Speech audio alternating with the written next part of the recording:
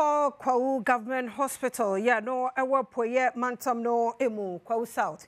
Amanobono HMY TBA Kwahu South. Messi no emu Mortuary no penifo atum fi se ho enye kama.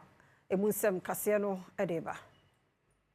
Omanfo bekaya enche ye bia na Mortuaries and Funeral Facilities Agency MoFA ekoto Kwahu Government Hospital womo mortuary emu se hu behia pa se womo de nhihye pa egu akwam na aboa ma dwumadi a womo edi no etimi aboa ma apomuden hu nsem akonenim na bra anamontuo yi ekoso awieye no empenifo ewo ayaresabie edi nhihye pa egu akwam ma womo ahyase etuso anamon se niema bekoyi ewo mortuary medical superintendent a ono eneda ayaresabia nano Dr. Kobna awotwen redu ene Adom news nsentwoni Kwesi dwamena etwetwe nkomo no wochire a sese edwuma ahyase ewo mortuary a womo eye nsiesie womo de sika 180,000 Ghana cedis ahye dwumadie mu a womo eye nsachiremo renovation bi ewo mortuary ho se ene mo Kasee ebusua ne enuanom a womo adehye ato nananom wonse do womo mu no